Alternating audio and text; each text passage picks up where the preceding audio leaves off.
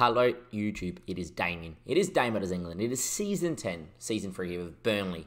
And today, we have the final game in the Premier League season against Middlesbrough in the game that will determine if we're going to finish 6th in the league or 7th and thus wait on the FA Cup final result to see if we're going to get Europe again like last season.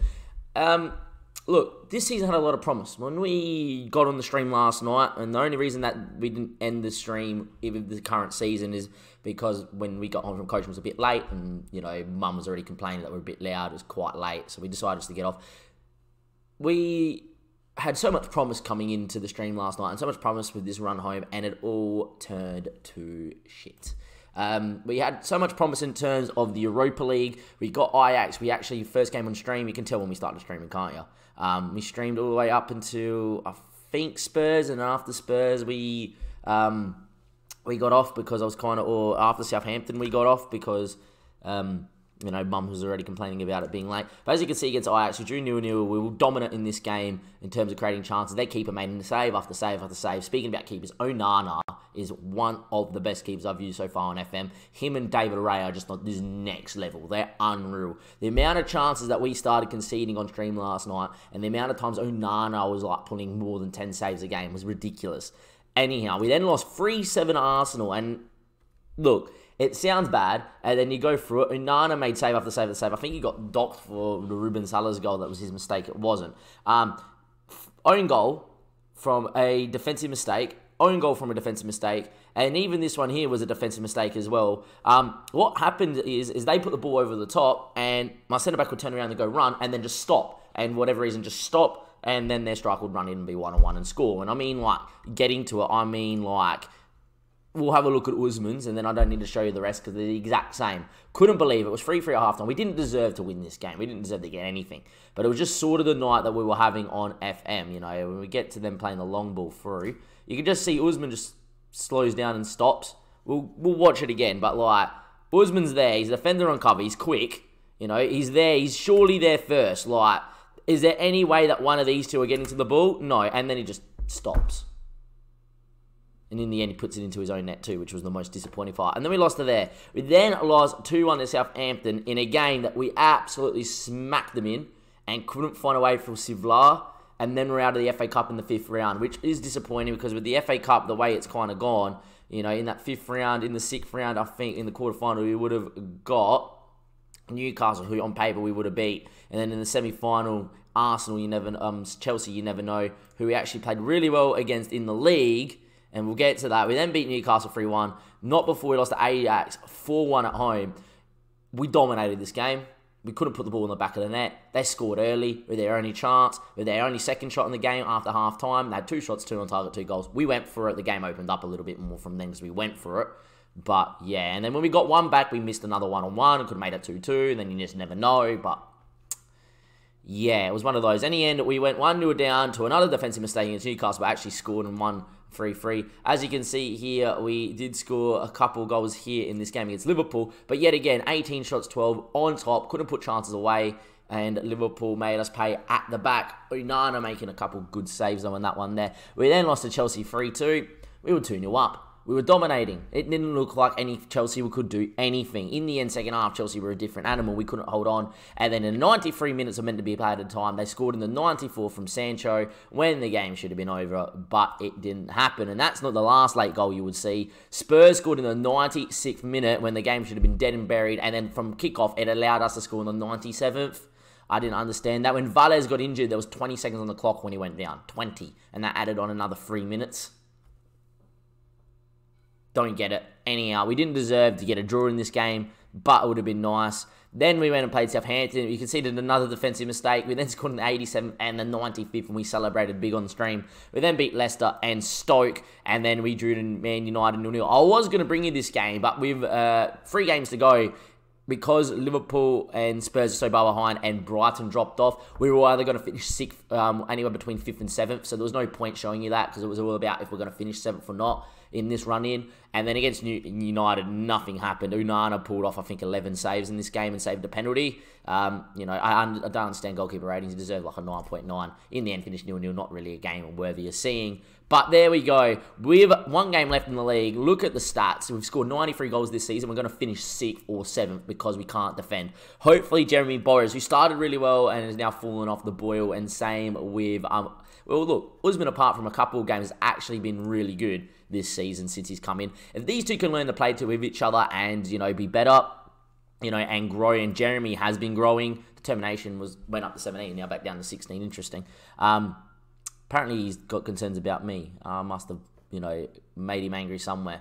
But anyhow, we look okay. I feel like even though Melling's had a good year, we need a better left back. I'm actually training Hudson Enrique is going to be a leading left winger and has started to show promise there too for next season as well. I feel like we need a better central midfielder alongside Tolisso. Danny Quinn's good off the bench. You got Guy Jeffers who's really good off the bench too. Shea Ojo. I feel for this guy because he's always sensational, but I feel like we can do better.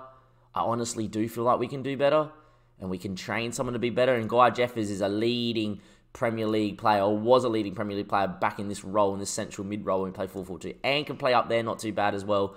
So, I don't know what we do with Shea Ojo. Anyhow, it's okay. Gus is still here. We'll hopefully keep hold of him. Aguero's monitored by everybody and has now gone into a world-class striker. If this guy didn't get injured, the amount of goals this guy could have scored this season is unbelievable. Duckett's form needs to be praised. Duckett has scored 22 and 27. He's been unreal. And even Anderson, who I do feel for a little bit because he hasn't played lately, scored 8 in 22, but he scored 21 in, other competitions altogether, which is nothing to be scoffed at. Anyway, we are going to get into this game here against Middlesbrough. Surely we're going to win here and finish in the top 6. As long as we just match whatever Man City do, it is fine.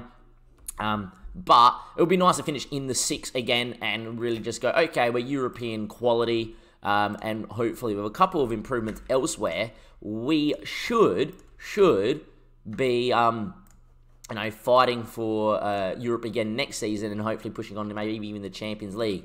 In Burnley could go, we deserve to qualify. Hopefully, lads will go out there and put a suitable performance. Not to not be so negative close to the game. We are at Turf Moor here against Middlesbrough, who I think are fighting to stay in the Premier League, or they're already relegated.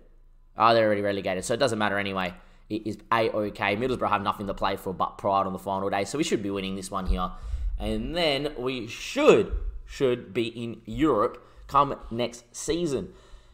But yeah, there's keeper's good. I reckon both centre-backs are right. I feel like the plan is going to be try and cash in on Rudiger, Wallace and Varane's retiring, get their wages off, try and get some other either A, experienced but quicker centre-backs in, or B, centre-backs that have potential to grow and happy to be back up to Boris and Usman, and then see how we go, or if we can find a world-class one. What a ball to Melling. By the way, Melling's going to be, I'm going to sell Morano. Melling's going to be back up, left back hopefully to somebody else. And, Jefferson off the bench. There's a central attacking midfield I've already scouted that I want badly. It's just a matter of him being interested, as Kovalenko will eventually score. Great ball in from a Gus. And to have Kovalenko coming, off the bench would be huge. It would just show how much of the depth we do have, because Kovalenko is a really good central attacking midfielder. He's a really good central midfielder. So, to have him off the bench because we have someone has capped by Brazil and is still playing in Brazil and has got a 40 mil release fee. We'll talk about him next season if we get him in, or we'll talk about him if we don't get him in. Then we can, say that, look, our reserve side's going to be better, which is huge for us. We got someone that's going to come in and play in this role. Kovalenko gets injured. I'm actually going to go get Anderson in. I know that Peter Duckett's had a really good year. I'm actually just going to get Anderson in as the shadow striker, get him moving into that box. I feel like we're going to dominate and get a lot of balls in. So if we can get the height out there, really see this game out, then we'll be okay. City are winning against Stoke, which just means that as long as we win here, we are going to finish in the 6th, or else we're going to finish 7th. I don't know who's in that FA Cup final, but if it's 2 teams inside the top 4, we are going to be in Europe anyway. I'm pleased how things are going so far, lads. Keep it up. Our resurgence since we brought the 2 centre-backs in has been good, and then that run of form, and, Football Manager has this thing where you're in a massive good run of form, but you have to go to work, for instance, or you have to go to coaching, you turn it off, and then when you turn it back on, it just makes you lose game after game and a game. Last night was like watching a train wreck. 3 hours of watching a train wreck. It was horrible. Anyway, Gus has won it back. Gus isn't wanted by anyone, which is huge for us. Anyway, Enrique is there. Hudson scores. And this is what we're starting to see a little bit more from Hudson. He seems to have adapted to the league. Brazilians sometimes take time to adapt. But Hudson's huge. He's big. He's got a great jumping reach. He's got good headering. He's got a little bit more than Ojo, and he's got a bit more than a Gus. You know, and on paper, he looks quality. And what we're starting to see from the second half of the year, we saw it on stream last night, especially in Europe until the Ajax tie came around. You know, he is starting to really learn how to play as a winger. And if he can grow into a leading winger with a Gus on the other side, who's a leading winger, with Danny Quinn, who is also a leading winger as well, we're going to have some great depth. Anyway, time's ticking away here. 66 minutes played.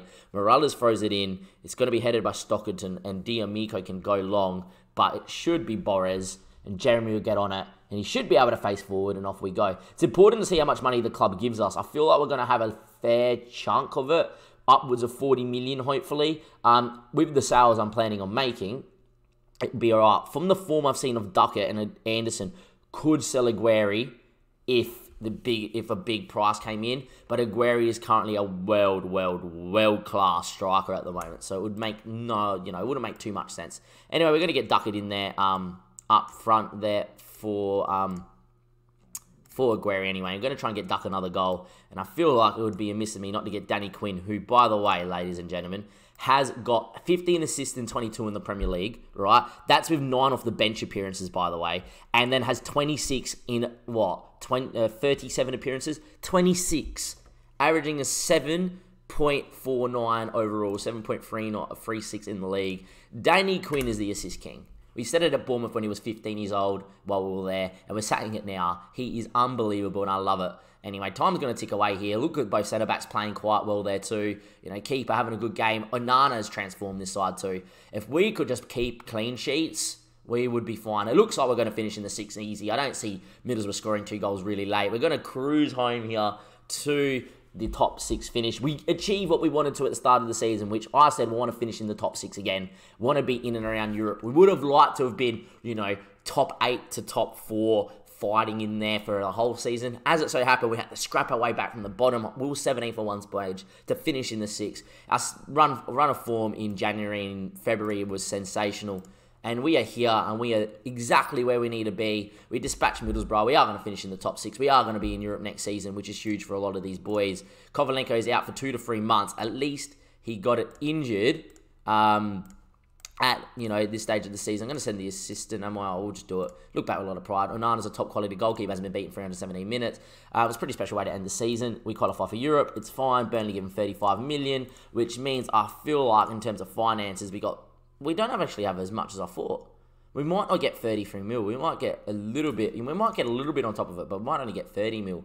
May have to bring in some funds from ourselves, but be interesting to see what we do get, because I would imagine it is going to come up right now in terms of we skim forward to the 9th, and it should be all the pre-season or the end of season, stuff, and then we should be okay to see it all. No. Philip named top goal scorer. As you can see, Duckett just misses out by a few goals. We get the original budget. We get 51 mil. We're actually done really well to get 51 mil, I feel. So 51 mil to spend. I've raved on about this central attacking midfielder. Nunez is his name. And we'll leave you with Claudio Pinto Nunez, who's currently wanted by Arsenal at the moment. But as you can see, the club doesn't want to smell. He has a release fee of 16 mil through foreign clubs. He says that he's not really interested in coming to us, but I feel like us now being guaranteed European football, this guy would come in, and we should be able to tempt him in with a big rage-wise to get him into the league. And look, this guy's a central attacking midfielder. He's unbelievable playing for Brazil as well. So he's the sort of signing we're going to target. And if we can get people in like that, we can get Danny Quinn getting another 20 assists next season. We can get Duckett, Aguero, and Anderson yet again get more than 20 goals this season. I think Aguero fell just short. He got 19. You know, we can get Hudson, Enrique, and Gus to be as good as they are as well. We are going to have quite the team next season. Anyhow, from Dammo Does England, from Dammo and Burnley and Season 10 here. Next time I see you on YouTube, it'll be Season 11, Season 4 here with Burnley. I said it would take about 6 seasons to get there. That means we would win it in the next 2. Do I think we're going to win it in the next 2? It depends on the signs we get this season, and then it would be the season after, that 6th season, that we could win it. A lot of people said to me in stream, you could be here for 10, 15 seasons trying to win it with Burnley. I think 10 seasons it is possible to be here for 10 seasons, because I just don't see how this team progresses. But anyhow, with all the transfers, everything that's going to go on, I'll see you guys next time. There is going to be an afternoon stream on the Thursday, and because I don't have coaching tonight, it could be a really long 7, 8, 9 hour stream, but it will depend on how that goes. Anyhow, I'll catch you guys later, and I'll see you next time for more Dammo Does England. Links in the description below, and go and like and subscribe to the YouTube channel. Thank you.